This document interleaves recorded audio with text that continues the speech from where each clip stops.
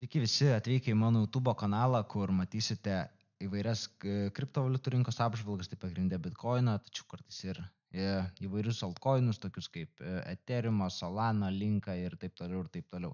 Taip pat dalinsiuosi čia savo treidais ir savo įvairiom išvalgom, nuomonėm bei patirtim sukauptom per daugelį metų treidinant. Tai nieko nelaukiam ir iš karto einam prie Bitcoino grafiko ir žiūrim, ko aš dabar tikiuosi iš Bitcoino ir kur galima rasti progų enterinti kažkokius tam tikrus treidus.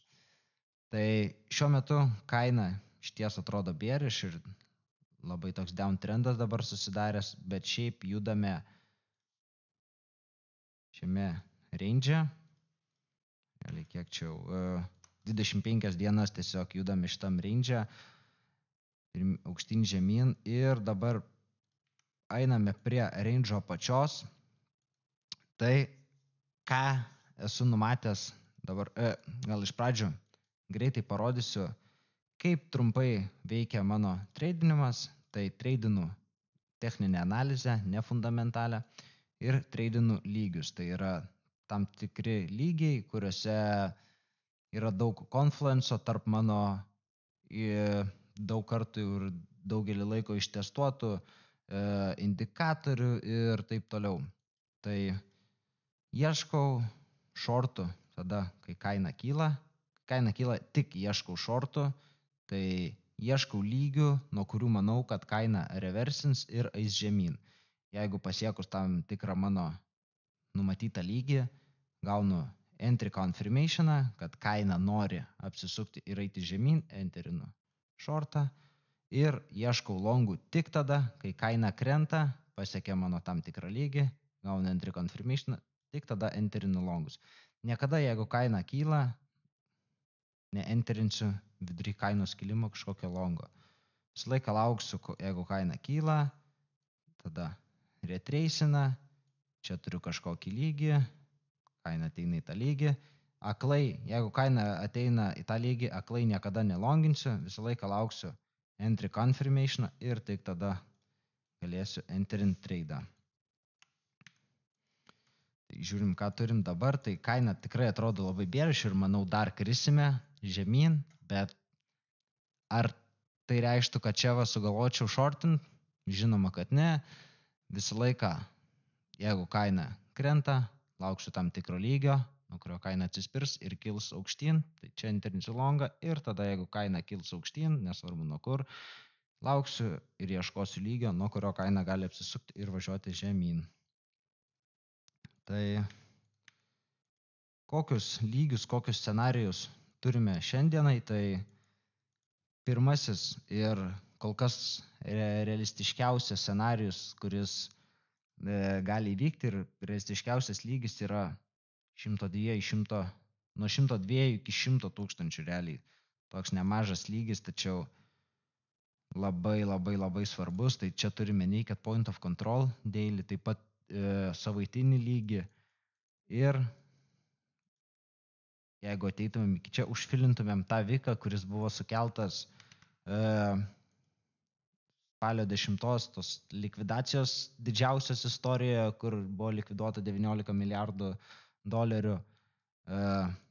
Tikrai kosminiai skaičiai, kaip prieš tai be šitos praeitas didžiausias likvidavimas buvo apie 2 milijardai, tai šitas 10 kartų didesnis negu praeitas buvęs. Tai tikrai labai stiprus lygis, kadangi turime ir užfilinti ir šią žvakę, turime ir naked point of control, ir weekly levelį.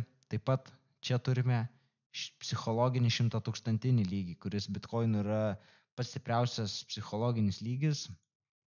Ir dar turime, tai turime weekly moving average 50, kuris irgi atsiranda šiame lygyje, tai labai stiprus lygis, labai daug konfluenso.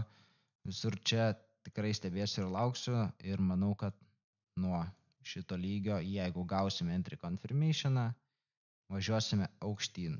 Tai visų pirma, manau, kaip aš tikiuosi, kad kaina judės, tai teisime į šį lygį, galimai kažkiek biškį pavažinėsime aukštyn žemyn. ta kaina duos biški tokį kilimą, kad parodytų jėgą, kad parodytų stiprybę. Ir dauguma žmonių čia jau pradės longus.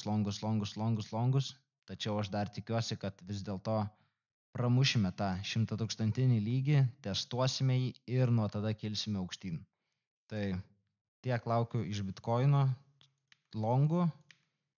Čia yra tos vietos, nuo kurios galėčiau longinti ir būčiau savo longose užtikrintas.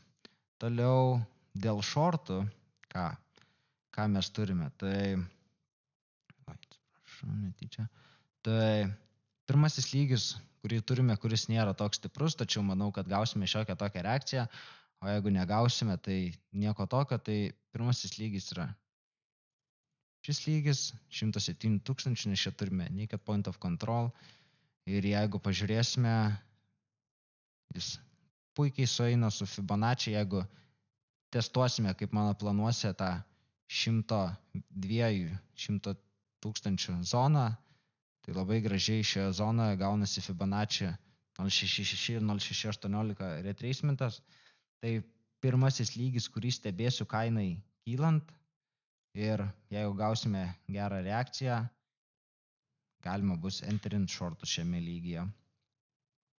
O kitas pagrindinis lygis, kuris yra šiuo metu, manau, stipriausias, jeigu kaina kils ir didžiausią rezistansą turintis, tai yra 111-110 000 lygis, tai yra šitas, kur turime ir daily levelį, ir naked point of control levelį.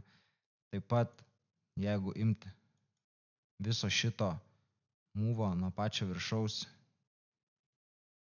iki, tarkim, kaina judės iki 100 000, kaip ir tikėjomės, tai labai gražiai gaunasi ir Fibonacci lygis čia, ir gaunasi naked point of control viso šito range'o. Tai jeigu pažiūrėtumėm viso šito range'o naked point of control, tai yra didžiausias volumas, idealiai gaunasi ties šitų lygių. Tai tikrai labai stiprus lygis, į kurį, jeigu kaina iki ten kils ir dakils, tikrai gausime stiprų reakcioną ir jeigu iki čia ateis ir gausime entry confirmationą, tikrai manau geras lygis shortinimui.